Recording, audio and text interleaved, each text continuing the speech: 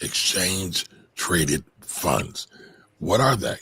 I think they're one of the greatest investment tools we have at our use right now. And so today, Jimmy and I are going to talk about them. We got a whole presentation lined up for them. So come on in, let us know who you are, where you're hailing from, and tell us, what do you know about ETFs? Good morning, Jimmy. How you doing? Hey, man, how are you, good brother? Man, I'm happy to be here, man. For after this past week, I'm just happy to be here on this Sunday, good brother. You know what I mean? Yeah, you sounding a lot better. Before you were sounding worse to me. Now you sounding better to me again.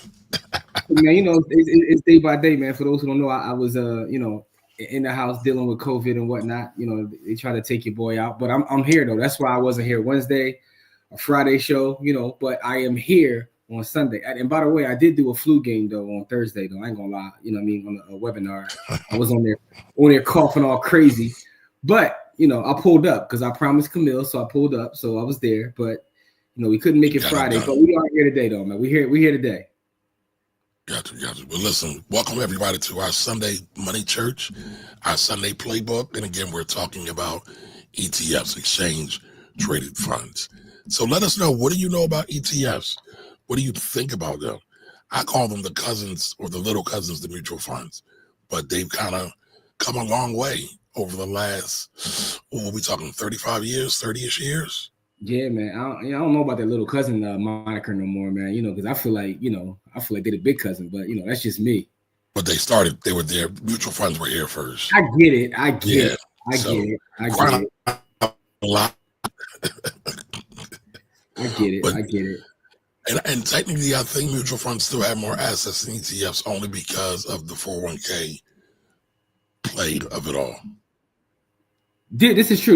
Oh, I just realized I don't think we're streaming on the Buy the Hood Facebook page. I was trying to share it. You know what I'm saying? So shout out to anybody who might be missing it because we ain't on the Facebook page. But it's cool though. We are on the various. You should be watching this, by the way, at blackwealthrebels.com because that's where we need to be at.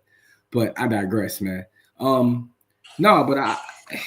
to me are very powerful. We're gonna get into what ETFs are.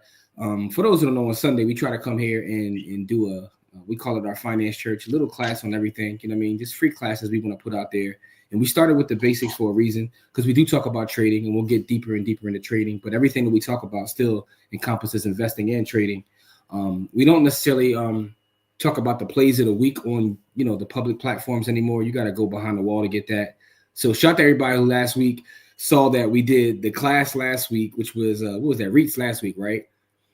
We did the REIT class, and then like behind on blackwealthrebels.com, that's where we went and put the play of the week. What I'm saying? So shout out to all of our plays of the week, man, because our plays of the week since we built Voltron have been on fire, like over a 90% clip. So shout out to everybody who's making money with us. Shout out to everybody in the village, because in the village, you know what I'm saying?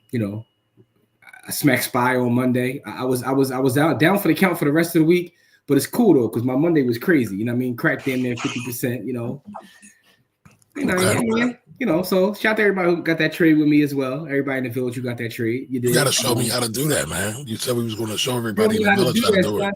Dog, listen, I've been out for the count, man. Stop being greedy, man. Stop being greedy. The great part is though, one thing about being an investor and having having businesses and things that kind of work without you is even when you're down for the count. Here's the great part. I tell you, I have an amazing team around me and everything that I do.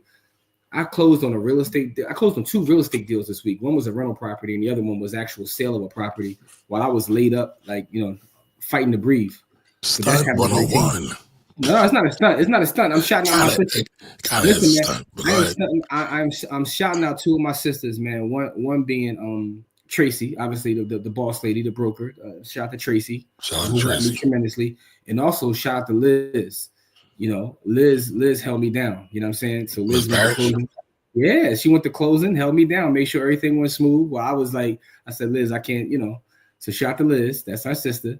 So, but that's the thing about having good folks. You know what I mean? Good black folks around you. You know what I mean? I was able to get some deals done this week while being laid up. Also, by the way, Kamari, I'm just talking right now before we get started. Got me a new baby in the house. Like, it ain't finished putting together, but here it is. You done broke it already. No, it's not broke. It's not broke, bro. You can't break this. This right here. Is that like a transformer? What is I'm gonna that? show you what it is. I'm gonna show you what it is. I'm gonna put it back in its place real fast. I'm gonna show you exactly what this is, man. Because what this is. Boom. Here we go. This is an actual Bitcoin miner. This is brought to you by the good folks at Fold. You know what I'm saying? But this is a Bitcoin miner. So I plug this in. Set it up. Do all my shadowy super coding. You see me with the hoodie on, and next thing you know, I'm getting sats every day. I'm mining Bitcoin. To go with my other miners. That's the newest addition to my miner family. All right, here it is back in this case, though. You know what I'm saying? Damn. Because I didn't finish putting it together. It's not broke. Because here's the thing, though. This is broken already. It's not broke, though. This is the actual miner. What this is to be honest with you, this is this other piece is just a case. That's a 3D printed case just to make it look cute. But this is the actual miner here. But I didn't screw it into the 3D printed case. But the 3D printed case is really just to stun on folks and make it look good and put the Fold branding on it. Because it's I thought it was like a bumblebee thing or something. It's a 3D printed case to make it look that way, to put the colors in. But I didn't do the drill part yet because I literally just opened the box like right before we came on. You know what I'm saying? So I already got a couple miners up and running, but none have the Fold branding, you know what I'm saying, with the beautiful case. So I'm about to, set this one up once we finish here so I can get more sats coming. By the way, I say that to say this. Some folks were there on Thursday. Shout out to Nate the Great, who was there on Thursday. I gave a little bit of game out, but the Bitcoin class that I'm doing this year will be the biggest and best Bitcoin class I've ever done, just for the simple fact that I have so much more information. So I've been creating these classes literally every year. So for those that have been following us, we do them annually. I haven't done one for 2025. We did one early 2024, 2023, 2022, 2021. And I'm always adding to it, but also just getting better at explaining and better analogies in terms of getting people to understand why, also how, but also the various tools that are being used. For instance, the last one didn't have anything about mining at home. That'll be part of this. Running a node, Lightning Network, all the different things are being added onto the presentation. So this one coming in 2025 is crazy. And by the way, you got to be in Black Wealth Rebels to get this one. I ain't gonna hold y'all. You know what I'm saying? I'm not gonna just, this is for the village because I'm going crazy on this one. So I just want to let y'all know, go to blackwealthrebels.com and join us. You know what I mean? We got free tiers, right? So even if if you're a cheapskate, that's cool. Just join the free tier. You dig? There you go. What I mean? But we gonna today's topic though is about. Go ahead, Kamar. Real quick, let's say what's up to the people. Nate the Great, aka Don Johnson's in the building. Shout out to Don. Don, what's up? Don, I appreciate Don so much. Man. All right, Lorraine. Listen, I appreciate Lorraine as well. Lorraine be in my inbox now. Man. Oh man, she be sending me some stuff, some fire. Listen. Lorraine is like one of our producers, man, because Lorraine be sending me stuff that I like. Yes. Hey, we gotta talk about this on the show. Lorraine, by the way, everything you send me, I told Kamari, I just started creating a list because a lot of that stuff we're going to start doing one-offs in the village. So Lorraine is like an executive producer of our show. So shout out to Lorraine. We're going to have to give her EP credit. And shout out to Carlos too. Carlos is also what up, Carlos? There. Carlos supports the camp. Shout out. All righty. What up, Carlos? Dr. Chaz, Doc says she need one. Dr. Chaz. All right. Listen, man. All right, Jimmy. Well, let's get into it. Let her rip. Not see you pull my name back up, man. I have my special alias for the day, man. You know I got aliases for days, man. You be Come on, man. Disrespecting. you be being extra, man. What is that? I don't even know how to say that, man. Read it. No, you say it. No, you read it. Why? It was. You're not gonna have me out here. You're not gonna have me out here looking like I need reading for phonics. Hooked on phonics. You can't read that, man. You know. I told you I got more aliases than a Wu-Tang member, man. They call me Spyreese Gibson, man. I'm Spyreese Gibson today, man. So do I need to call you Baby Boy? Baby Boy is a classic piece of cinema. Let's not get down started, but baby. All right, Jody. Here we go. Jody got it right by the end, though, man. He just needed a little bit of help. He did by a strong black man. Yeah, I mean, he also, he low key, chose the wrong woman, but we could debate that later. Oh, really? I mean, the other woman was holding him down though, like his other baby mom. But I mean, we could debate this later. This is not what this show is about. That's more of a Friday show. You know what I'm saying? Lord But have mercy. I'll make the argument that he chose the wrong woman. But but I digress though. Listen, I digress. we are righteous. We are righteous, but we got a lot of ghetto righteousness going on too, y'all. As you see. I'm just telling you, man. Like you have to look at things with a different lens sometimes, man. That's why you Not misunderstand. sometimes, all the times, but okay, if you say so. Yeah, you gotta look at things from a macro level. See, this is even about like the market as well. There's a macro level and a micro level. You got to look at things from different ways, man. You know what I'm saying? And by the way, Lorraine, it is Super Bowl Sunday. We will, we are Philadelphians here, so we would be remiss if we didn't mention that the Birds are winning the bowl today. You know what I mean? So look, Don says the same thing. Nate would agree. So I'm not the only one with that assessment of that classic piece of American cinema. But let's get into the class today, man. And for those that are in the village, this piece of just the class will be back there in its own lonesome with Options 101 because SPY, they call me SPY Reese Gibson, is an ETF, and it's a big part of what we do in the options game. But it's much bigger than that. It's deeper than rap. Let's get to sharing. You gotta remind me sometimes, you know what I'm saying? I'm a hip hop head. All right, let's get it.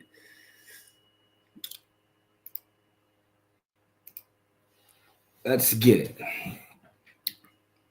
So, Kamari, let me know when we're good to go, and I will get started. We're ready to go. Let's go. All right, let's get it. All right, so today we're going to talk about ETFs, right? And understanding exchange traded funds, also known as ETFs, and why we believe it's a smart investment choice. Myself, as well as my brother Kamari, are huge fans of ETFs. Also, shout out to our brother Corey, who is vacationing right now. So he's on the beaches, enjoying himself with his family. But me and Kamari are going to hold down the fort. But all three of us are fans of ETFs. We're going to talk a little bit about the history, the benefits of ETFs, and we have a tax guy here, so we had to add tax advantages to this presentation, because that's what Kamari loves to talk about. but I digress. But I mean, quick aside. Actually, my first love is ETFs and stocks. Really? So I used to professionally manage an ETF portfolio. Okay. And I used to write about them and all kinds of stuff. So I love ETFs. I think they're excellent.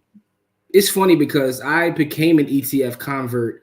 I was a huge mutual fund guy. Now, I mean, obviously individual stocks as well, but I was a big fan of mutual funds. I used to have a 3-fund portfolio when I first got started after Coca-Cola, McDonald's, a couple individual stocks. I had bought a 3-fund portfolio, which was Vanguard mid cap, Vanguard large cap, Vanguard small cap. And I was like, and then I started studying. I'm like, what the hell am I buying all three of these caps for? I can just buy the S&P. But it's part of my journey. But I was studying mutual funds. I always thought mutual funds were powerful. They are. They still are. But they still are. Not as powerful as ETFs. I've done a complete 180 with it to the point where I only hold one mutual fund now, and that's because it's in a deferred compensation account. Everything else that I own in terms of this space would be in ETFs, and I think ETFs are more advantageous for a lot of the reasons we're getting ready to talk about. But it was a journey of going through mutual funds to get to the ETFs, right? And let's talk about it, right? So let's start with what is an ETF for those that don't know, who may be new to the markets. And again, we're going back to the basics as we build out this Options 101 course, because a lot of times people like to get into the more fancy things and some of the, the I don't want to use none of the crazy terminology, but get into more advanced plays and straddles and all sorts of, margin, all kinds of crazy things without talking about the basics in terms of what is a stock or what is an ETF. We talked about REITs last week, and one of the questions we got in that when I brought up an ETF in the REIT conversation was, what is an ETF? So let's go back to basics of an ETF. So it's an investment fund that holds securities that trade like a stock. Now, this could be commodities, this could be currency, this can be a specific sector.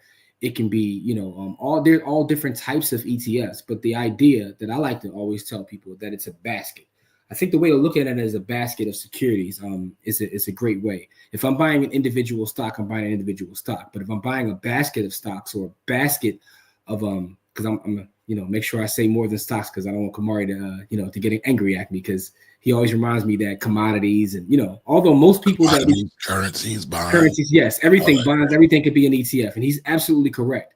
But a lot of times I always talk about the stock ETFs because that's what's most popular. I get it. Yeah, I get it's definitely most popular, right? But it is what it is, right? The thing about it is it trades like a stock. It's diversified. It tends to have low expense ratios and is very transparent in terms of the ability to see what's going on within the ETF in just the paper trail and trading it on the market. Now, historically speaking, it was developed by, I think the guy was a physicist named Nathan. His last name, believe it or not, his last name was Nathan, by the way. How funny. His name was Nathan Mose. His name was Nathan Mose. So, and by the way, that's not a joke. His real name was Nate. Nathan Mose was the inventor of the ETF.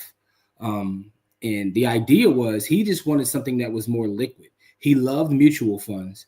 He actually met with Jack Bogle, talked about it. And initially, Jack Bogle didn't like the idea of an ETF because he thought that it would produce more people trading as opposed to just buying long-term, buy and hold. But Nathan Mose didn't like the idea that you had to, do an exchange once a day, and it just wasn't as liquid. So he created the ETF, and, this is where we are today. But always remember that it trades like a stock. It's diversified. It has a low expense ratio, and it's transparent. Those are key features of an ETF. So 1990, we had what was known as the Toronto 35 Index participation units, also known as TIPS in Canada. 1993, Nathan Mose was behind this, which was the U.S. ETF Spider S&P 500, which is, known as SPY. That's why they call me Spy Reese Gibson, but I digress. In the 2000s, we started seeing sector-specific and thematic ETFs emerge, right? So I can get a real estate ETF that it just has real estate or technology or healthcare or energy or retail. There's so many thematic ETFs that emerge in 2010s to present. Now we see actively managed and crypto ETFs, right? So the Bitcoin ETF was recent, which was 2024. And as an aside, this isn't a Bitcoin show. And I didn't get to do my Bitcoin podcast last week because I was under the weather. But, so I had to put some Bitcoin in this one. Fact of the matter is the Bitcoin ETF is the most successful ETF launch to date, believe it or not. If you look at the flows that have come in, via the ETF. So that's where we are. So we started with one thing, and then we progressed to now having more sector and theme ETFs. Now we even have crypto ETFs. Ethereum has ETFs now. So there's all kinds of different ETFs that you have available to you. And by the way, for those that are watching this in the chat, let us know what your favorite type of ETF is. And, we'll talk about that as we get through the presentation. So why ETFs can be a great investment? Diversification for one. So it exposes you to multiple assets with one purchase, right? That's one way to look at it, diversification. Number two, liquidity. This is one of the things that I tend to value when it comes to an ETF is liquidity. It trades on the stock exchange during market hours. Now, I'm not someone that likes to trade in and out of stocks per se, but the idea of liquidity is very appealing to me. I've shared this on several classes and shows that I'm trying to figure out, how to quantify liquidity, right? As someone who comes from real estate who deals with a really an illiquid asset, the idea of liquidity has always been very interesting to me, but how to quantify it in terms of numerically. But anyway, that's a whole other conversation. Lower costs. You have lower expense ratios than mutual funds, generally speaking. So this means that you're able to get that diversification in a liquid asset, and it's not going to cost you as much in terms of expenses that it would cost you to have a mutual fund. Why is that important? It's important because a lot of mutual funds have ETF, as Kamari calls them, cousins or sisters. So if we're talking about the S&P 500 to keep it basic, I can buy, VFIAX, or I can buy VU. VU is way more liquid, because it trades on the stock exchange. So if I'm looking at something that's literally the same thing, why would I then buy something with a higher expense and something that isn't as liquid when I can, so, and I know there are people who will be on the other side because they believe that ETFs will, like Jack Bogle said, lead you to jumping in and out of them more frequently than you would a mutual fund. I mean, that is true to a certain degree. Mm-hmm. Right. But I also feel that, in proportion, I don't think people are buying or selling ETFs any more than they would had they brought the mutual fund, if they're buying it for that reason. Now, yes, you can trade ETFs way easier. They're optionable a lot of times, but it's not necessary. If you want to buy something for the long haul, you're not necessarily trying to jump in and out of it. So it's fine. And by the way, I'm seeing some of y'all questions come in. We'll save them till the end and we'll get at those. Yeah, some great questions already and great comments too. Shout out to our brother Pass, who's in the building as well. Transparency, right? So ETFs disclose holdings daily. And that's also another thing that people like about ETFs is that I can see what's being held within the ETF on a daily basis. It's very transparent. And then I can even dig deeper and look into those specific holdings if I want to see what's going on with those holdings. This is the argument that our sister Courtney often makes because she's someone that we had a long conversation before about ETFs versus mutual funds. And number 5 on this list here was her reason for loving ETFs. I'll let you explain this one because you are the tax god. So it said that ETFs are less capital gains tax, have less capital gains tax compared to mutual funds, and I'll let you explain that, beloved. Well, usually every year when you're buying mutual funds, they have to do a rebalancing, and some kind of capital gains is created. The creation of it, not being too technical, of ETFs versus mutual funds are different, and so with the ETF, it's not created the same. So the same level of capital gain / taxation doesn't occur annually like it does with a mutual fund. And so I would agree with Courtney 1,000%, because why get the same mutual fund as ETF when you can avoid the tax problems? The only reason to me is like you talked about by buying in defined contribution plan, aka 401k, 403b, 457, but guess what? You don't have the tax problems when you own the side of those vehicles. So that's really the only reason why I would see you needing to get a mutual fund anyway. Okay. All right, there we go. So tax efficiency, another reason why. So here's the other part. People like ETFs because they like to trade them as well. For us traders, right? We're talking about options as well. You can trade ETFs. And for some people, specifically those getting just started in trade, I always say that you trade an ETF because it doesn't move as fast as an underlying if it's just an individual company. But it's a feature of an ETF, right? Mutual funds are priced only once daily. When an ETF has it's constantly priced on the market and you can trade it, right? So expense ratios are typically lower and mutual funds can be higher. The tax efficiency, as we mentioned, is generally more efficient, potentially less efficient, and also that transparency. You can see daily. So when it comes to mutual funds, that's generally quarterly or monthly. So that would be a key difference, right? And again, we're not here to bash mutual funds because they still have a place, for specific investors. But me personally, I've moved all the way over to ETFs. Like I said, I only own one mutual fund because it's in an account that it has to be a mutual fund. Outside of that, yeah, but it's not bashing. I mean, what happened is this is an advance in technology. That's all it is. And so it's like, you love Bitcoin, Jimmy. Why? Because it's efficient, technologically speaking, and investment-wise. So that's all it is the technology was able to keep up and make some changes, and that's why ETFs are now a better option. That's all. Yeah. It's not shade. It's not shade. It is funny, right? Because we come on here every weekend and we have these conversations, and I say stuff that goes against, some of the stuff we teach, but I believe it, and I believe in being honest, right? So I come on here every week and we talk about options, and I say 99% of people shouldn't trade options, right? I feel like 99% of people shouldn't own individual stocks, right? ETFs probably should be the best solution for most people. And again, anything I say is not financial advice. This is for educational, informational purposes only. I am nobody's fiduciary. I'm just giving my opinion, right? And my opinion is based on being an investor who has the experience that I have in terms of the financial services industry, being someone who's a former licensed securities agent, who's worked in different spaces.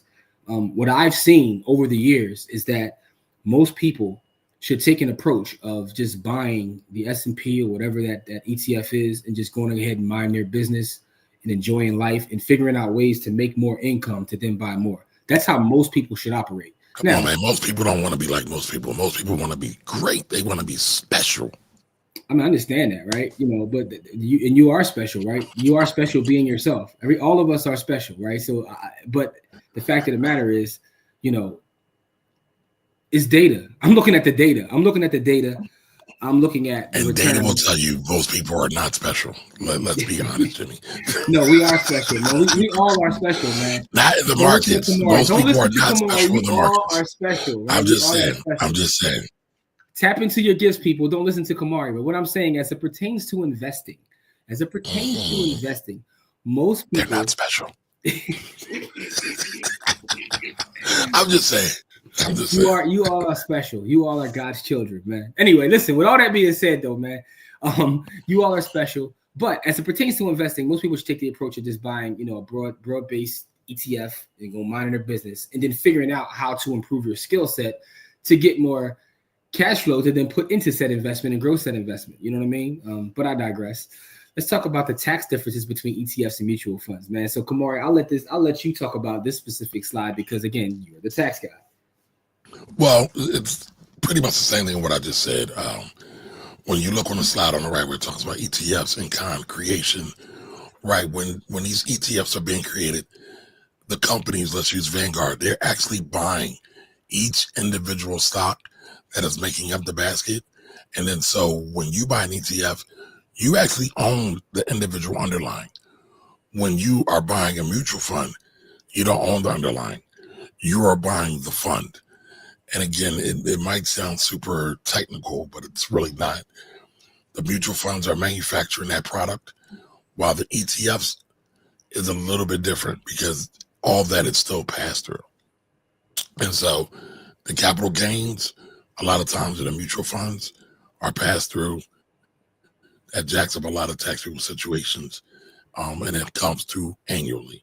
And that's why I tend to stay away from them altogether. Okay. All right. There we go. So you heard it from the tax guy, right? But there's one thing right.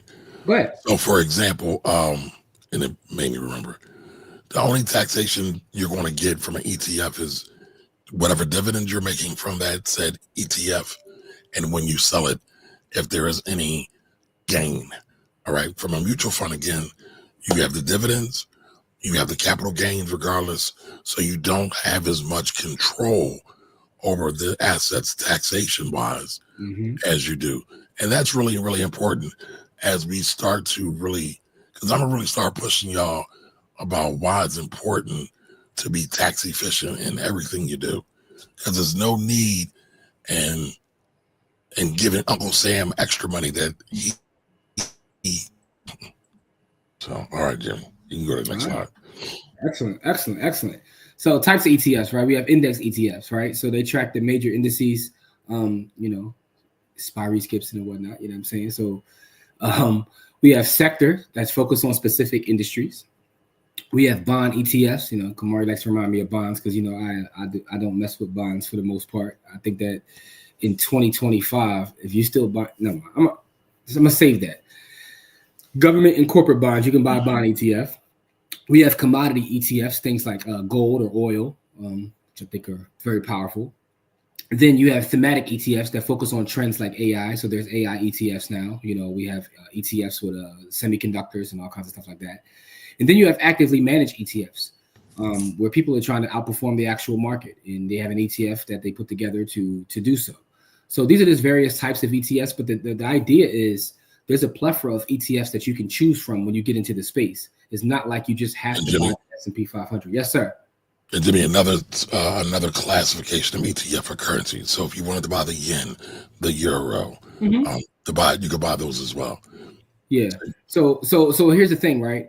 I know that we talk about the S&P a lot, and it's a reason for it. It's because, I believe in most people buy the index and chill. They'll be fine over the long haul. It's funny. Last night I was creating this is some real like nerdy stuff, but it's what I do in my free time. Sometimes I go into Google Sheets and I just start to like calculate things. So I was looking at some real estate that I've held, right? The real estate that I've held for the longest period of time, which at this point, I think the longest property that I've owned is, it's over 25 years at this point. But I was going over these properties and I'm sitting there like, what would have happened, right? I was trying to go back and figure out what was the down payment that I took to buy this property. And what would have happened if I took that down payment and just put it into the S&P 500? Would I have had more money? And I would say 90% of the time I would have had more money with less stress just putting it in the S&P 500. And this is after owning those properties for a couple decades. Now, my tax guy is here, so he's going to tell you that I wouldn't have had the tax advantages and all, all those great things. But just looking at it from a pure number standpoint, the S&P 500 index ETF is just amazing, right? To me, it's one of the more amazing things.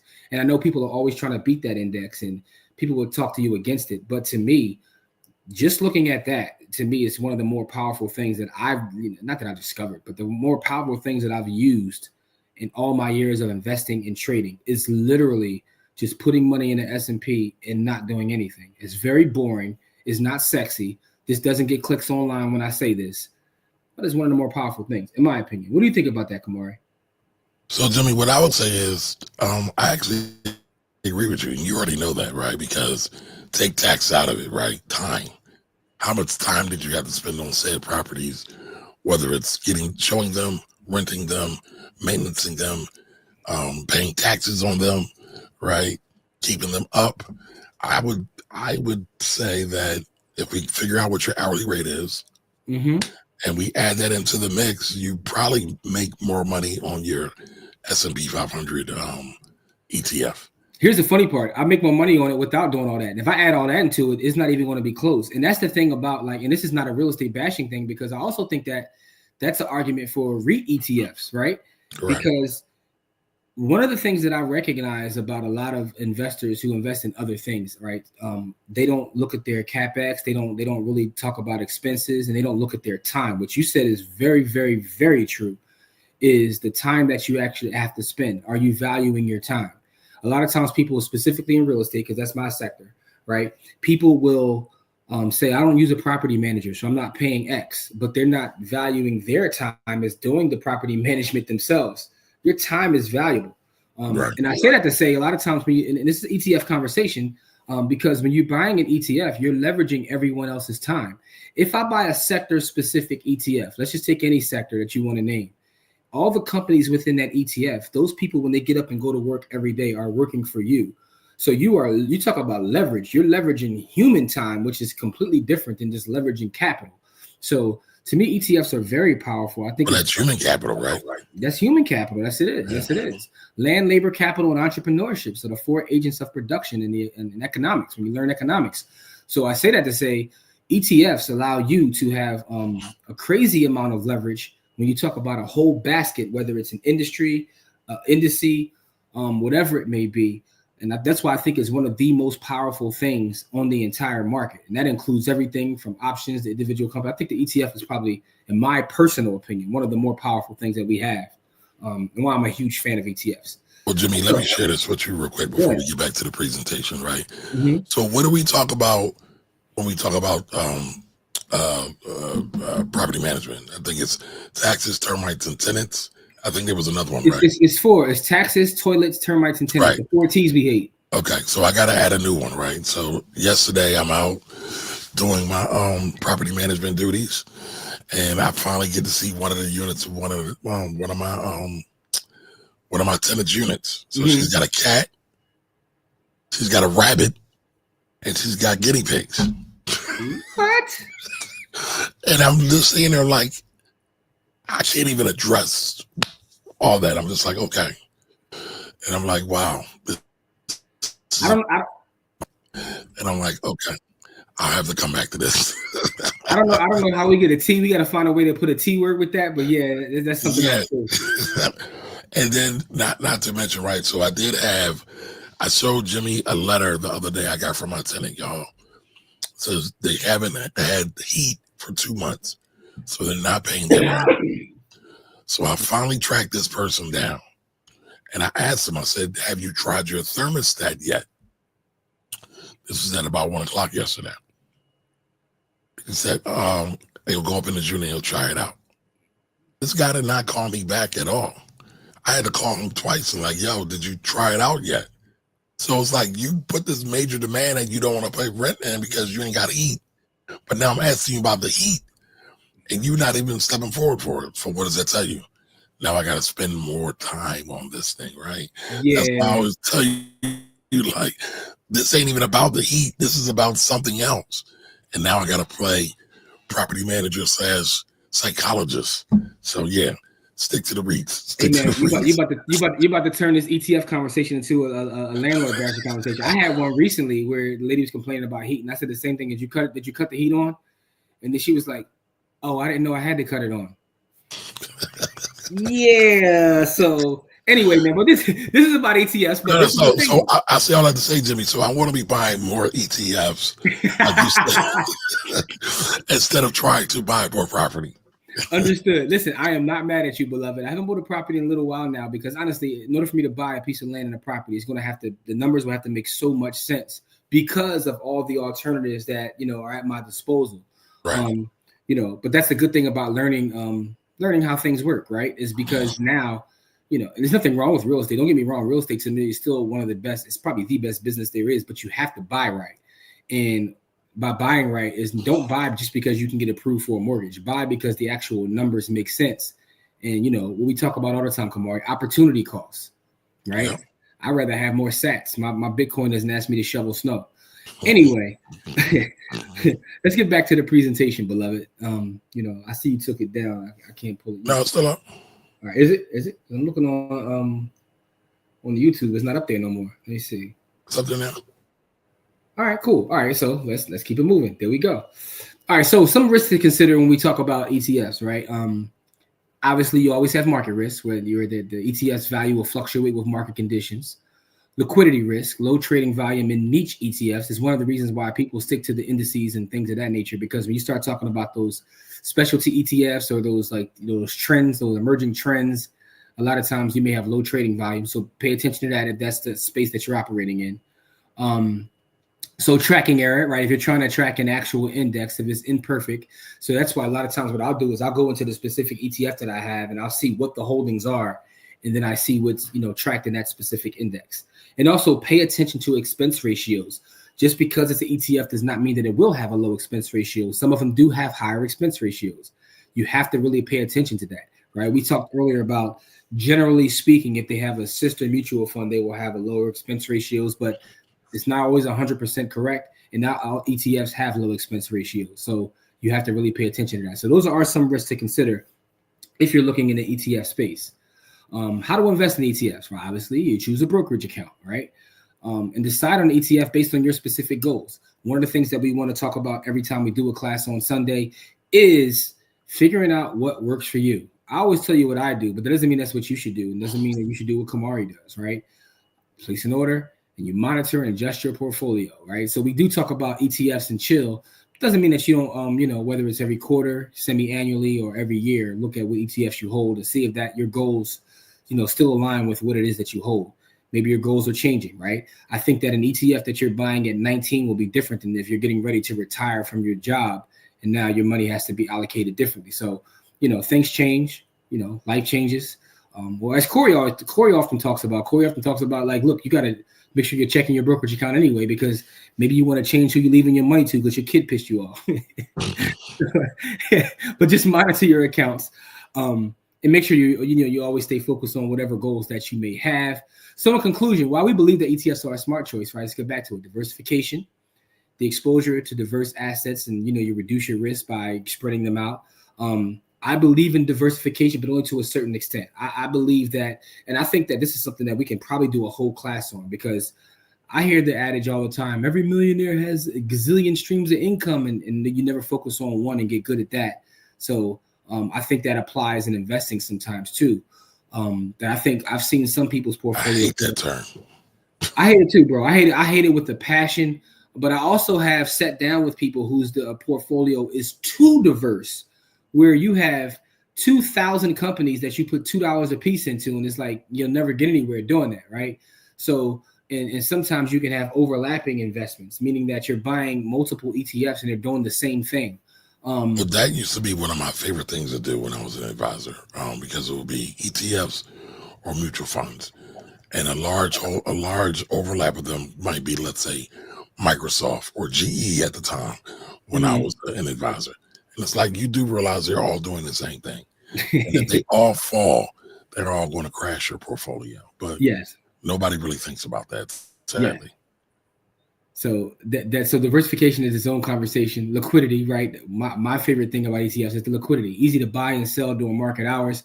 That's another thing about say being in the REIT space, the ETF space versus real estate, right?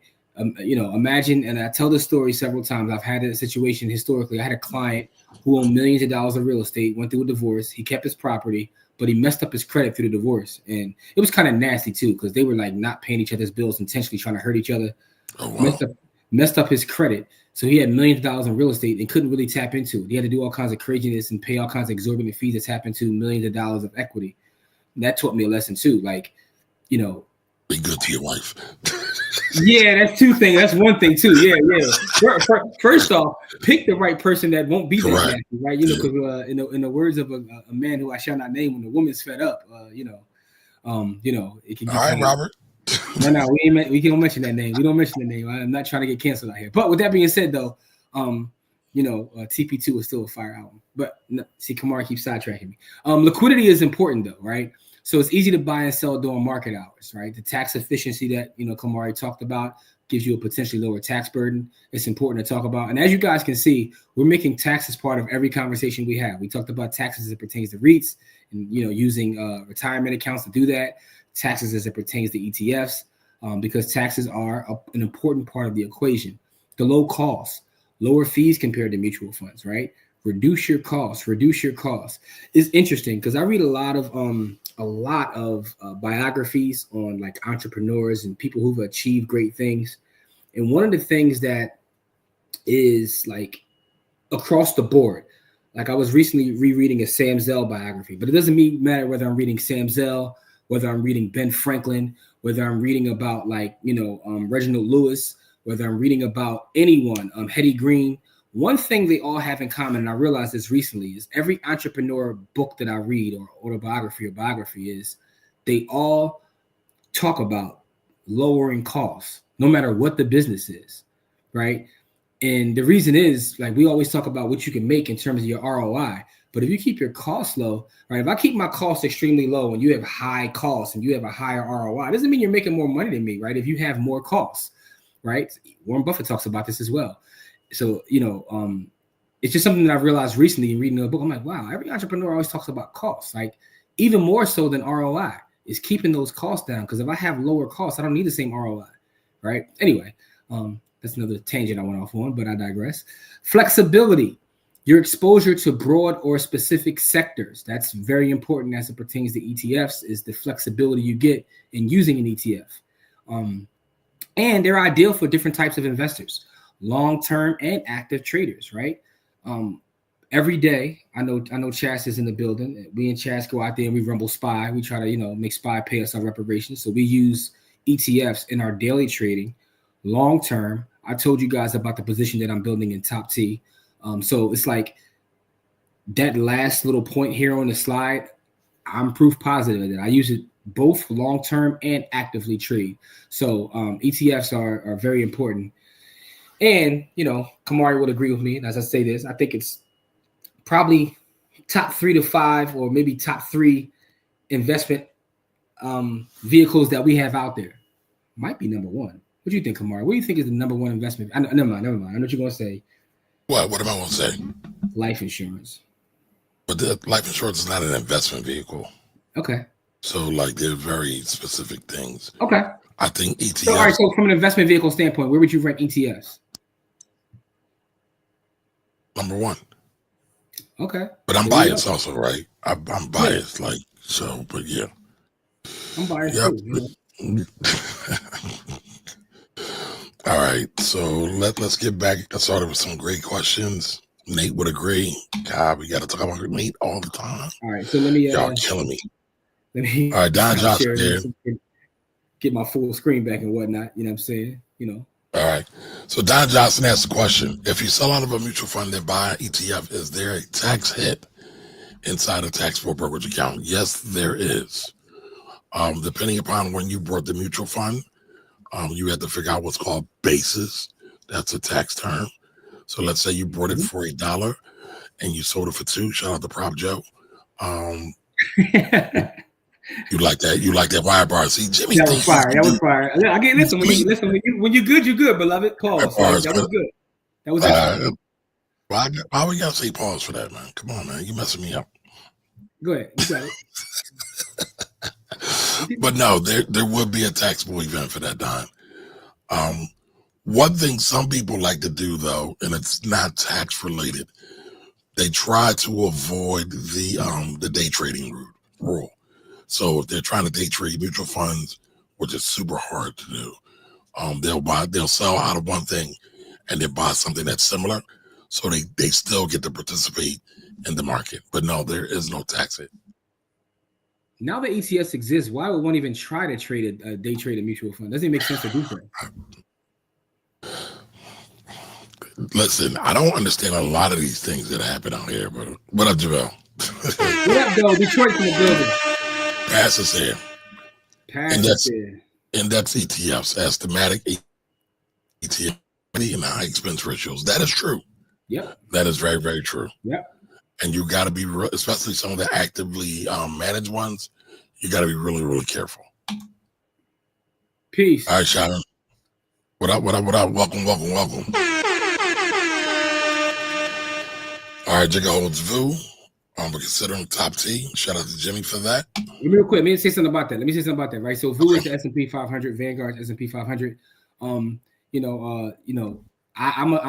I have a considerable position in top T, but I do want to warn folks that the thing about top T versus VU is the rides will be a lot crazier on top T versus VU. Because for those who don't know what top T is, it's the top 20 of the S&P, where VU is the entire S&P. So what that means is when we have drops, I'm gonna have some wild drops in comparison to VU, right? So just keep that in mind. But also when we go on the other way, right? So it could be a little bit more extreme because it doesn't have all those other companies to kind of balance that ride out. So just keep that in mind. You know what I'm saying? So that's what it is. What up, Anthony? Who makes in the building?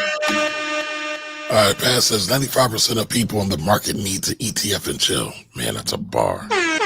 Yes. That might be a shirt too, by the way. We'll definitely give you royalties on that. Even if you end up picking a great stock, it is often more luck than skill. That's a fact. For every Amazon, there's a web van. I don't even remember. Web van. I gotta look that up. No, it came out during the whole internet craze. Yeah. I remember pets.com. I remember a lot of them joints though. Well, pets.com actually did good, but that was some trash with that. Pets.com did yeah, okay. I'm saying considerably. All right, the problem is most people are too impatient to get rich slowly and end up getting poor quickly. Pass is cooking. Yeah, he put his apron on this morning. I think it's built in. All right, do the mutual funds charge fees? Yes, they do. And they're all kind of fees when it comes to mutual funds, depending on who you get them from, where you get them from, and all of that. So you got to be careful. Typically, when you get mutual funds through financial advisors, they come with loaded fees. So just be careful with some of those. What type of ETF does Bitcoin fall into? I would say specialty. What would you call it, Jimmy? Probably a commodity. Bitcoin is considered a commodity. Okay. A commodity. Investing in stock creative people on the earth work to make you more money. Yep. And shout out to Don, because I actually saw him say that like 2 days ago on his Facebook post. It's about not having the money to pay rent. All right, Lorraine says, not how much money you make, it's how much money you keep. Correct. Lower cost. Correct. Yeah, man. What up, Brandon? Brandon, what's good? All right, Brandon, I'm a newbie starting off, and I plan to start off my brokerage account soon. Will ETFs be the best thing to invest in? I would say yes. However, this is not investment advice. This is for Brandon. My answer to that question. my answer to that question is it would depend upon everything else that you have going on in your financial life, right? So, what's your debt situation look like? Do you have savings, right? The first thing you may want to, it's not really investment, it's savings, is to have a couple dollars put to the side. You got $1,000, at least $1,000 saved, right? That's the minimum. But in terms of just if you're looking for an investment vehicle, not investment advice, ETF would be a good place to start as you learn, right? And obviously the first thing I would say is I think the base is S&P 500. Take a look at that and then follow it for a while. But yeah, I think the best thing about starting and being just made a recommendation. I didn't make a recommendation at all. I'm just let me finish. What I'm saying is the thing about that is then you can get to study. And I think the best thing about starting off is not necessarily what you buy, whether it's ETF or anything else, is to really get into the books and the study and figure out why you're going to buy whatever you're going to buy. Because like Jimmy's saying, right, just because you buy and you start doesn't mean you stop learning. You never stop learning. Never. Learning is lifelong. Never. Okay. All right, Jimmy says wasn't going to switch out. All right, considering in addition to, got you. Yeah, he's talking about the VU versus top T conversation. No, I respect that. Listen, listen, man. Jamil's from Detroit, man, so they got all the paper, man. Big Meech home, so he, Jamil eating again, so I get it. Yeah, I hope he's able to survive this whole Rick Ross. I hope he gets off the internet. Everybody don't got to be on the internet. I don't think he is though, right? Because Big Meech was always on top. Pause. Right. Mm-hmm. So he would naturally be on the internet or social media if he I get it, but like he that bold. Man, it's just weird. Like anyway. But that's a whole other conversation. That's a in the village conversation. Me and Kamari will have more of our ratchet conversations behind the village. Shout out to everybody who watched the video we did in the village last week. We did a video strictly for the village last week. What were we talking about, Kamari? Oh, talking about how the power that we have, whether we know it or not. Anyway, let's conclude this ETF conversation. This is the end of the ETF presentation. We are here to answer more questions. If anybody has any more questions, thoughts, comments, concerns about ETFs. We've kind of, given a little bit of the history, how they came to be. Shout out to Nate for creating ETF. Not a joke, Kamari. Nate didn't create the ETF. All right, so Nate created the ETF. And by the way, if y'all don't believe me, again, I tell everybody when you watch our content, don't take anything I say, go look it up. Go look up Nate who created the ETF. There was a Nate who created the ETF. I ain't calling no 60-year-old man doing nothing. We refer to him as Demetrius Sr. I heard that. That's hilarious. Shout out to Jamil, man. He's Demetrius Sr. Senior makes it sound even funnier. Anyway, man, so that is it about ETFs, though. If you are watching the replay behind the wall and you see this, still leave your comments, concerns, questions, or whatever it may be. In terms of what we were looking at this week and everything, we're going to get ready to shoot another video, put that behind the wall in the village. So you guys can take a look at that. Man, anything else you want to talk about before we get out of here this Sunday, church, man? No, not much. I am interested though. What are some of? I think you asked this question already though. What are some of y'all's favorite ETFs? Because I know a lot of y'all are already investing in ETFs. Yeah, passive index. And I know that Jamil said VU. I know Don is the ETF god. Don, what's your ETF portfolio? What ETFs are you messing with these days, Don? Well, Don loves the Vanguards, I believe. Yeah, that's why we call him VDon. We call him VDon. Right. He's like Vanguard put the V on it. He's VDon for that reason. But I know he was a VGT guy. I'll tell you my specific ETFs because my whole portfolio, 90% of my portfolio is in 3 ETFs, right? Which are in terms of my stock portfolio is which are XLRE, Top T, and IBIT. Don is VU, VTI, VGT, and VYM. Don, I do have a question for you, right? Looking at the idea that you hold VU and VTI, is it a reason that you hold both? Because I know most people, when they look at VU or VTI, there's such a crazy overlap. They generally hold one or the other. Exposure. Huh? He want that international exposure. Okay. I mean, that's what my guess is. Okay. That's what my guess is. Nah, you ain't got no. What? No. What? So VTI is an international. I mean, VTI is a total stock market. So, I mean, I guess you could say somewhat, but the S&P 5. So the thing about VTI is VTI and VU tend to run like parallel because VU is so heavy in the VTI. They're very much correlated. But most people only have one or the other, right? So, I mean, I would agree. So I was just wondering, like, what's his logical reasoning behind that? VGT, we know that's the tech. And VYM, that's the yield, right? So I think that's the yield.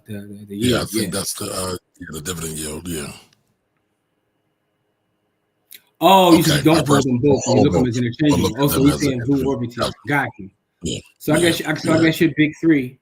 Shout to Kendrick. We'll see him at halftime. Your big three is I guess one of those two, VGT and VYM. Okay. And we got Brent C said PEY SDIV. Well, and we'll go ahead. And we'll come right back to you. So SDIV is I forget whose dividends that is. Well, I know PEY is also a high yield joint too. But it looks like you're a dividend investor. You know what I'm saying? Because I know SDIV is what super dividends. So Brent is about that dividend life. So Lorraine, who trades, Lorraine says hers is SPY, QQQ, and IWM. Let's see what else. Now, are those holds, Lorraine? Or those? Oh, she said trading. She said trading. You got any holds, Lorraine, long term, or is everything's up for play here? So, all right, Ray-Ban says I got a lot from this one. Appreciate y'all. Appreciate you. No, thanks for the feedback, Ray-Ban. That's dope. Thank you. Appreciate you saying that. What else do we have? Oh, about we call it SHID. It's the SHID. Shout out to Charles Schwab. You know what I'm saying? That's my business partner, Charles Schwab. I mean, it's quality. I know a lot of folks who love that so much that they literally go 100%. I would never do that. A lot of what happens in that fund I get from Top T, but I do understand why people like SHID. So I have nothing bad to say about it. It's good. It's good. I mean, it overlaps the S&P a little bit. And that's the other thing about ETF. So you can use a lot of ETF comparison tools to see how certain ETFs perform versus the other one. So, that's what it is, man. But this is an excellent conversation. ETFs are very powerful. I agree. I don't know if it's number one on my list, but if it's not number one, well, we know it's number one on your list. If it ain't better than big, it's the closest one. In the words of Sean Corey Carter. Thank it you, might Andrew. be number two. Shout to Rock Noxious. I appreciate the comment, even though you telling us what it is. I appreciate that. Shout to Rock. We all about that engagement life, so we appreciate that. And do us a favor, y'all. I'm not seeing none of y'all liking this over there on the YouTube. So if you are on the YouTubes, make sure you like it over there, and make sure you subscribe to the Black Wolf Rebels YouTube page, y'all. Yes. Ant is talking about SHID when he says that it has a cult-like following. They have a whole subreddit talking about it. And I've been on the subreddit. It's wild. And they will literally compare it to every investment, right? They compare it to literally anything: gold, Bitcoin, VU, and they do have a cult-like following. I'm not gonna lie about that. They definitely do. But so does SPY, so does GOD. So, I mean, yeah. I mean, this is true. I guess that's we live in an age of cults now. So every kind of investment does, right? You do, because I see gold has theirs. I'm not going to talk about Bitcoin because people tell me that Bitcoin is a religion. So I'm not even going to get into that. All praises due though. All praises due. You disrespectful. You know what I'm saying? All right. Anyway, I do not have any positions in ETFs. Will start to add to my portfolio during the upcoming dips. Gotcha. Here's Pass. That's another great point, Pass. I'm glad you made this point because before we get out of here, we do got to talk about this. Pass is a nice combo punches QQQM and SHID with percentages based upon your age. For example, 60-40 younger and 40-60 close to retirement. The idea of the combo ETF is also fire. There's a book called The 3 Fund Portfolio that was written by the Bogleheads, who talks about the idea of just taking 3 funds. But you can also apply that in ETFs as well. by doing certain combos to get exposure. So when one goes up, blah, blah, blah. So I think that combo is definitely dope. You know what I mean? The combo I use a 3-fund combo, you know what I'm saying? Top T, IBIT, and XLRE. So, and it's for various reasons. You know what I'm saying? I get my income from XLRE, Bitcoin, it's my hedge, and Top T is my actual investment. Top 20. You dig? And if all my Bitcoiners out there like, why are you still buying IBIT? Listen, majority of my stack, if I had one, because I lost it all in a boating accident, is in cold storage, but I like using IBIT for strategic purposes as it pertains to real estate, and also being able to have it in IRAs, because I'm a huge IRA guy. So Brandon says, do y'all trade crypto as well? So Brandon, Jimmy has forbid it. He forbids it. He don't even like us mentioning it. But go ahead, Jimmy. I'm sorry. I am a Bitcoiner. I believe that you should stack sats, or as a matter of fact, here we go. We stack sats or we die trying, which is the greatest Bitcoin podcast on the internet. I'm a Bitcoiner. I believe that all other things are shit coins. They're all scams. In terms of trading price action, do what you want to do. To me, it's a waste of time, because I beat most traders and actually outperform most hedge fund managers over the last half decade by doing nothing but buying Bitcoin and minding my business and finding ways to get more capital to buy more Bitcoin. Whether that is through all my miners, you know what I'm saying? It's probably a miner. Anyway, my miner, right? My new miner, I didn't hook this one up yet. I got another couple of blunts over here, though. Y'all can't see them off screen, but my new miner, So anyway, but I believe in, stacking sats, and minding my business. If you want to trade price action, that's fine. God bless you. But the only thing that I trade pretty much is I buy leaps long term, and I trade SPY day in and day out. That's why they call me SPY Reese Gibson. But I digress. You know what I'm saying? They call me SPY in the family stone. But anyway. Anyway, that's what it is, man. So any other thoughts, man? You want to get out? Let's see what Pat said. We got the Vogel 3 fund is outdated now because it includes international and bonds. This is true. I like the premise of it, but the actual application of what they are using is kind of like, and that is always the argument against international. That was the Jack Bogle argument, where he says most stocks are international, so VU takes care of that, and bonds simply suck. Past, we are on the same page. I think bonds are cheeks in 2025. And Jack Bogle, we always make the argument that if you look at the top 500 American companies at this point, they have to be international. So there is no need to be international funds. That's the Jack Bogle argument. Rest in peace, Jack Bogle. Is that miner from Fold? Hey, you noticed that, did you, Jake? Listen, man, I'm irresponsibly log Fold. Yes, this is a Fold miner. You know what I'm saying? I'm part of the Fold mining club. You already know me and Fold get down. Shout out to all my people at Fold, man, because they actually mess with your boy. You know what I'm saying? Out here looking like Vanna White, but go ahead. See, I would unplug my other miner to show you that I have a different type. Matter of fact, I'm just going to turn my computer so you can see. Just don't let it fall. I'm going to show you real fast. You know what I'm saying? This is my other miner here. I got the orange joint over here, so it doesn't look like Fold, but I digress. That's actually running right now. That's actually printing out sats, so I didn't want to unplug it to show you. But I got miners all over the place, man. We mine. You know what I'm saying? We run nodes. We node runners. All right. So, yes, sir. Yes, we have. I am the king of the family business trilogy. But I blame Jimmy, though. And you are about to set Kamari off on a whole tangent that has nothing to do with ETFs. LC dunking for the win, baby. You're talking to two people who are so far deep in Carl Weber's universe, Paul's, that me and Kamari be having conversations about the characters as if they're real people. We have read every book, and I have watched the show. Literally. Now, here's the thing I'll tell you about the show, though. The show is cheeks compared to the books.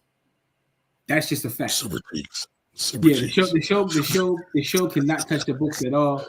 The books are crazy. The stories are better, more character development. It's like what, 10 books at this point? In 2024, me and Kamari, 7, right? I thought it was 7. Yeah, but then you got the side notes too, though. You got the spin-offs, yeah, exactly. Yeah, man. The Vegas book. You know what I'm saying? Where he'll finish in school.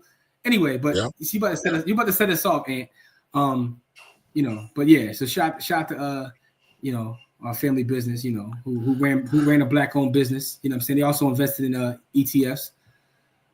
Now, what I do have to do, I guess I got to get BET Plus to watch the seasons. But this, man, this show is so, like Jimmy said, it is cheeks in comparison to the books. The books are actually well read, in my opinion. Yeah, well written. Mm-hmm.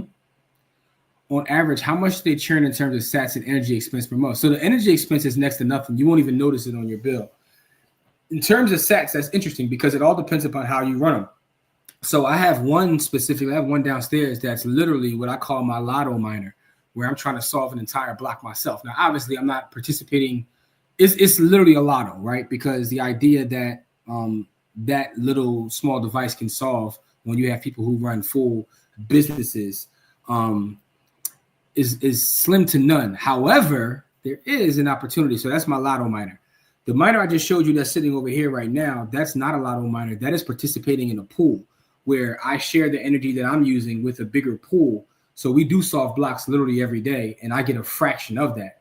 So on a course of a week, I can, it all depends. I can make a couple thousand sats or a couple hundred sats. It all depends upon how my pool is doing. This new full one that I have, it's probably a minor. This one right here, I'm going to try a different pool. I'm going to try to use ocean mining pool with that one. You know what I mean? But there's an excellent book I'm reading right now.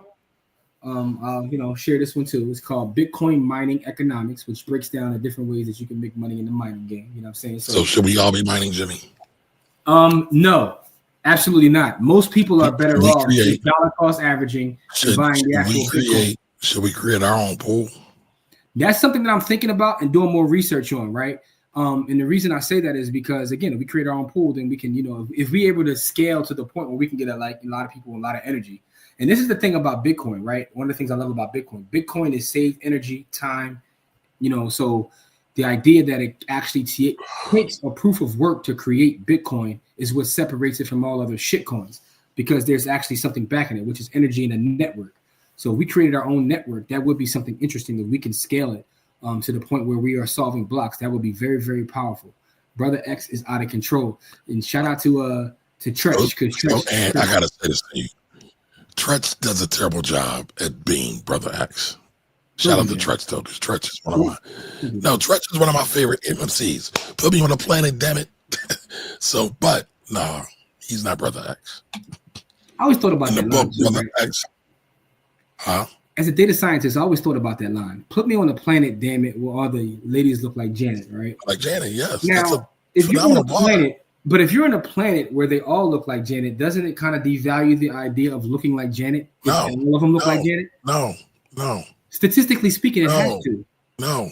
The thing about Janet is Janet because she's Janet amongst the other non-Janets. When you make everyone Janet, it loses its value.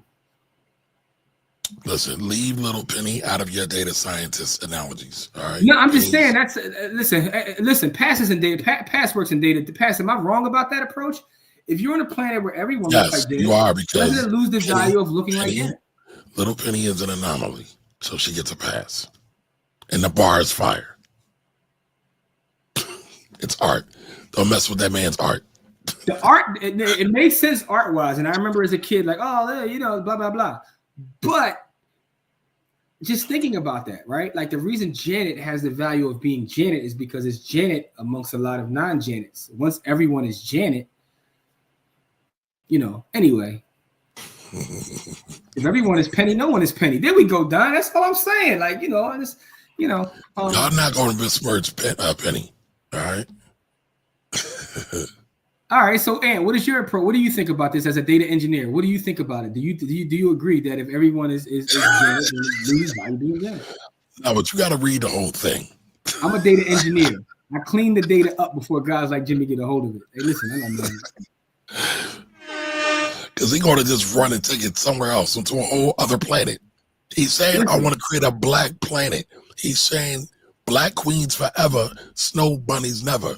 This week, Umar, before Dr. Umar, what we doing? All right, so Pat says, right? And let's take it back to the ETF. By the way, gold, GLD. There you go.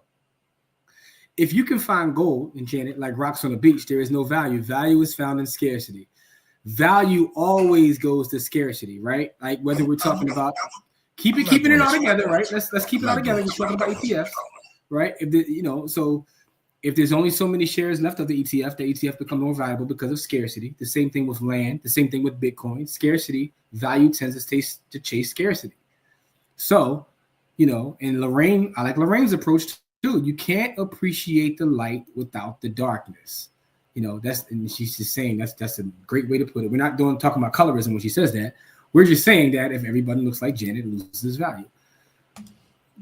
Black queens forever. Jamil is going too far. We're not slandering black Janet here. queens That's not forever, snow bunnies never. I said black queens forever, snow bunnies never. Come on, we can't. Jamil, you went too far, yeah.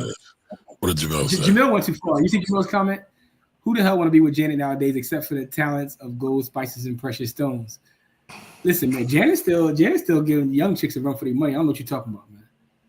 Don says that Janet from Poetic Justice is the GOAT.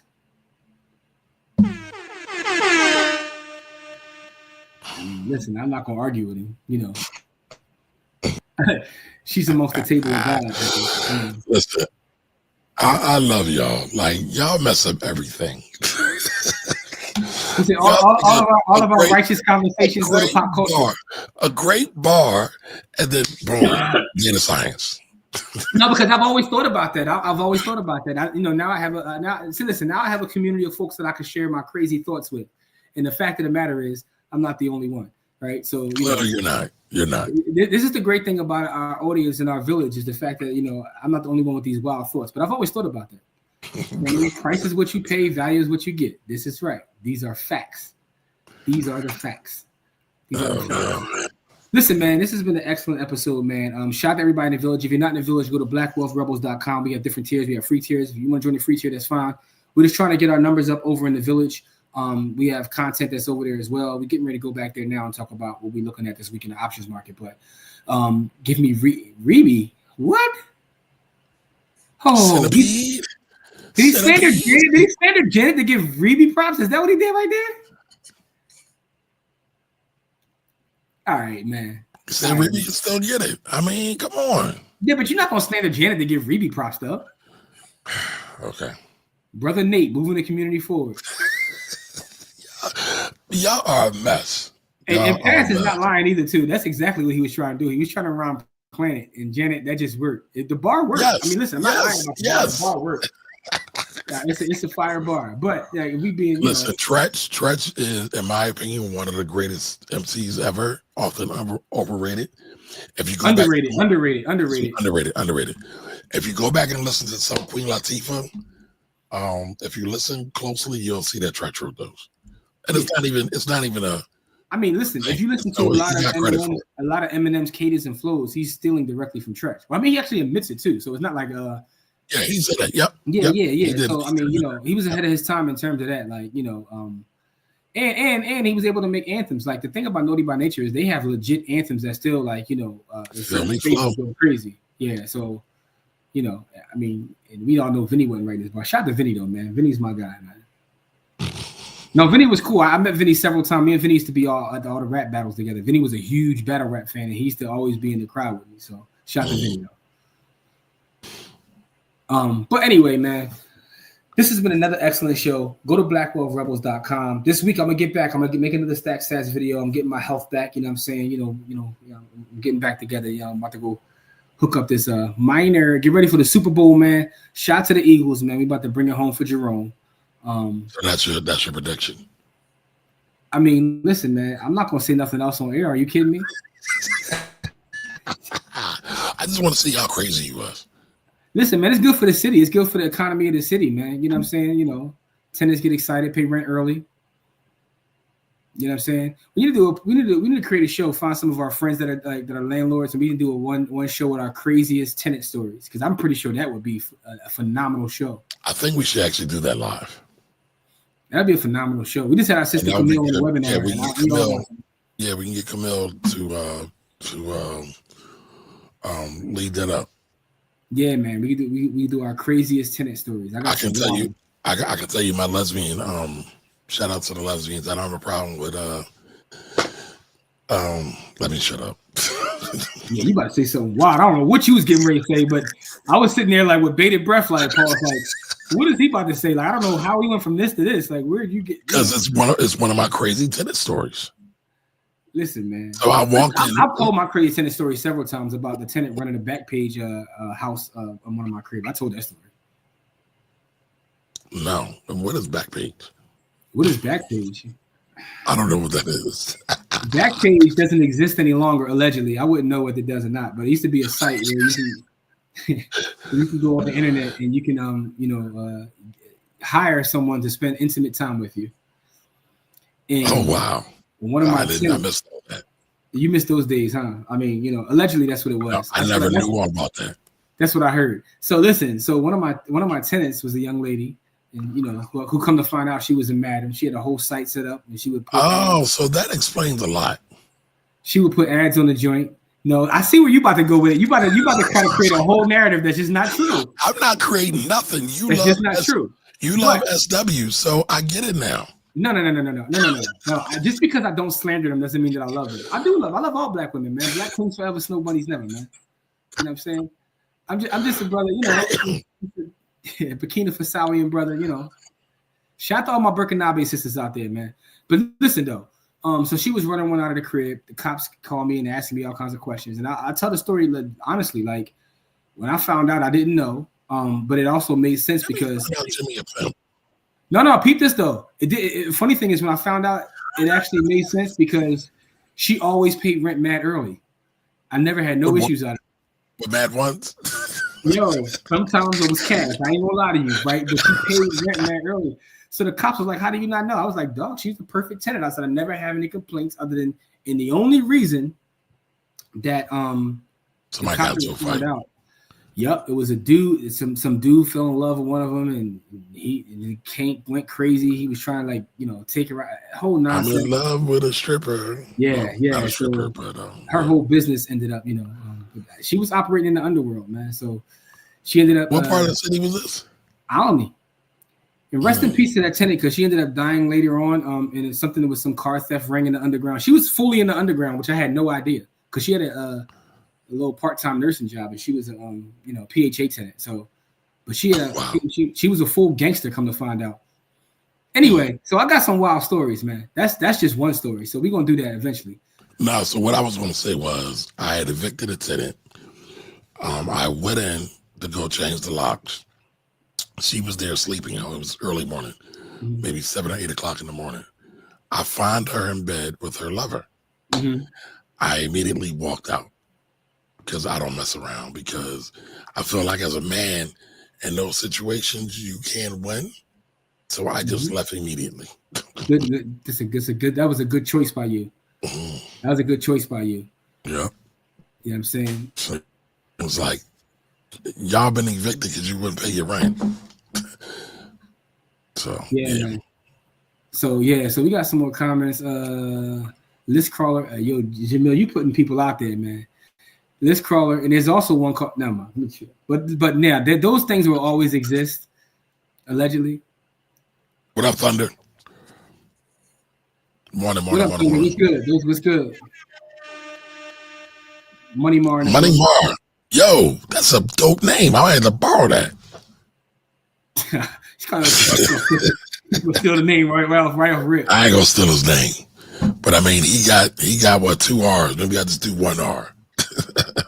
Oh, here you go. Okay, Uncle Murder. By the way, I would never be Uncle Murder. I think Uncle Murder sucks, by the way, but. I'm not gonna start this with you, man. Listen, man. You said they blowing them checks, huh? Listen, man, that's the world's oldest profession, man. So, it is what it is, man. It is what it is. Man. So listen, this has been about ETF. We went from ETFs to Tretch to Backpage we were all over the place today. And that's okay. That's okay. The prostitution. That's okay. I'm surprised there's not an ETF though that not necessarily that talks about the underworld, but the ETF that does adult content. It probably is. I just don't know about it because the amount of money in traffic that some of those sites make are ridiculous. I haven't looked in years, but every time I would always look and see what are the top sites in terms of traffic, and it'd be like Google. The top 5 would be like Google, in like 4 other porn sites. Yeah, but here's the thing: the porn sites are not part of tradable investments. Okay. So it wouldn't be. Here's the fugaziness in there. Not fugaziness, right? I think they are, but they aren't. I understand that there's certain things that you can't trade. I get that, right? But when you look at some of the sites now, when you start to peel back the layers of who owns them, and I saw this on a random YouTube video, the dude was breaking down how some of these banks are now the ones that own them. So they not directly on the exchange, but they are via their ownership, right? They create these entities and then other shell entities, like the company that owns like Prawn Hub, I shall say, is backed by like JP Morgan Chase and Goldman Sachs through a shell company. Like, it's crazy. Probably, I believe that. Yeah, it's a crazy as much as you mentioned Jada Fire, excuse me, we should figure out something. You got a connection. Because I show the legend respect doesn't mean what you think it means. I just say that she should be respected. She's then? As one of the top entertainers of her time. That's all I'm saying. Okay. All right. That's all I was saying, man. So Thunder says, I came in on the end of that story and make me think about Kenny Rogers. You got to know when to hold him, when to fold him, know when to walk away, and know when to run. You got to count your money when you're sitting at the table. Never count your money. This is always true. And Pat says that the sites always let in tech. They do. They tell you where tech is going, whether that's VHS over Betamax or whether that's just using the internet in general. Happy birthday, Saquon. Oh boy, look at that. Money Mar, Jada doesn't get her flex. That's all I was saying. Don't mess up the Mar legacy with this, man. That's all I was saying. Happy birthday. Yo, it's by the way, man, for y'all people that did what y'all did to Saquon's wife this week, y'all kind of, hey, what's up? She said it's lucrative. It definitely is lucrative. Listen, Saquon's wife, right? And Saquon, well, I shouldn't say wife because I don't think they're married yet. His baby mom, right? He's a bunny hopper, right? So leading up to the Super Bowl, folks went and dug up all her old tweets. Talking about this story? They went and dug up all her old tweets, and she was saying some disgusting stuff. But that's why we say, what we say. That's why we say what we say, man. Black queens forever, snow bunnies never. I said black queens forever, snow bunnies never. I said black queens forever, snow bunnies never. Shout out to the Eagles, man. Shout out to Saquon. Shout out to the Eagles, man. But you gotta chill. You gotta stop bunny hopping. Oh, what happened? It's too late. Huh? He's got 2 babies. He's got 2 black babies now with this Snow Queen. Yeah, what do you want to do? What do you want to do? Hey, listen, that's that Penn State thing though. He went to Penn State. It happens. It happens. But black queens forever. Yeah, I'm saying black queens forever. Snow bunnies never. All right, y'all. Listen, we love y'all. If y'all are not, I'm gonna say it one last time before we get out of here, man. Because if y'all are not members of the Village, please go join the Village. And you can do that by going to blackwealthrebels.com. That is how you join the Village. Just look at the bottom of the screen. Go to blackwealthrebels.com, join the Village. We have free tiers, paid tiers. You know what I'm saying? We're not trying to sell you anything. But we always got something for sale. So go back there. So random fact. Heather Hunter and Dynamite of Blacktail put me on to become a talent agent for clubs and a driver for bachelor parties back in Detroit. I know he got some stories. He got mad stories to tell. You got some stories. So were you partying with the former mayor? Probably. Because I heard some stories about his parties. Like Kwame is off the hook, by the way. But were you chilling with the mayor back then, Jamil? Like, let me find out. Let me find out, man. Anyway, with that being said, go to blackwealthrebels.com. Make sure to join the Village. We will be back there in a second. About to go cook up something else back there now. But listen, man, we appreciate y'all, man. We love y'all. Next Sunday, we back here with another class because we're here every Sunday. Wednesday is Wealthy Wednesdays. Friday is Freedom Fridays. We got content that drops in the Village throughout the week. A lot of dope classes back there. A lot of real estate classes back there in terms of real estate valuation. I still got a business credit class that's already done. I got to put back there. I'm not doing it. We got sister doing it. We got a lot of stuff back there, man. So just make sure you go back there. BlackWealthRebels.com. BlackWealthRebels.com. One more time. Come on. BlackWealthRebels.com. We love y'all. Have a great week, and stack some ETFs, y'all. Later, y'all. Peace.